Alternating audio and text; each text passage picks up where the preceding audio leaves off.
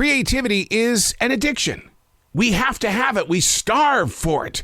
At the same time, we're also pushing it away because we think that creativity is an evil monster.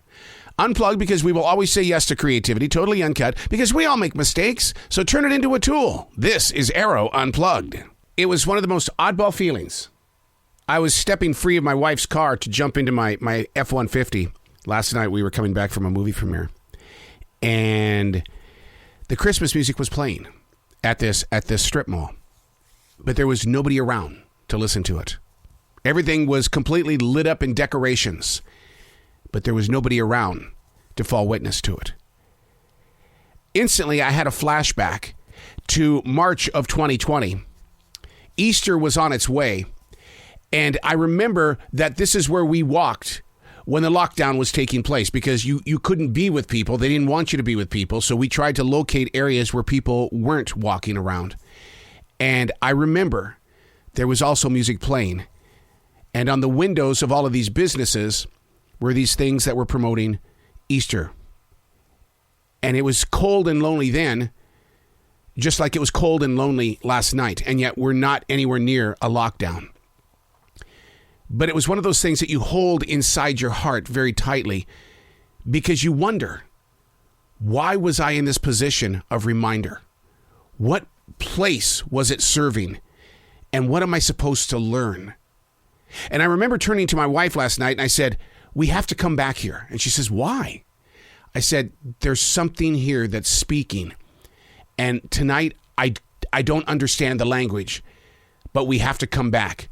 Because I think the next time that we return to this moment, all this Christmas music, all of these lights around us, there's something going on, and I'm supposed to be here to learn. Have you ever been in a position like that? Hey, it's Arroe. This is The Choice. This is what I was writing while the sun was waking up on a brilliant new day. Today, we're reading from December 8th, 2022, a very powerful line from a brand new movie that's coming out. I can't speak of it because there's an embargo. All I can say is that there's a very powerful line in a movie that's coming out that speaks directly into the eyes and hearts of all creative people. There's going to come a time where you have to sit back and realize that you are only one of 100. One of 100. That there's going to be many more like you that follow you. And that in your moment of now, where these decisions that are being made are based on, well, what am I going to do now? You have to understand that what you have created as a creative mind or as a creative person, even in the kitchen, what you have created will be given a rebirth down the road. When somebody picks up a photograph, when somebody picks up maybe some music, maybe something that you've put up on YouTube, but when they revisit it in the years ahead, your rebirth will take place. And in the eyes of those that you will never meet, something very powerful will happen in them. They will be inspired just as you have been inspired. You've done all you can to become who you are, but you're only going to be one of the 100.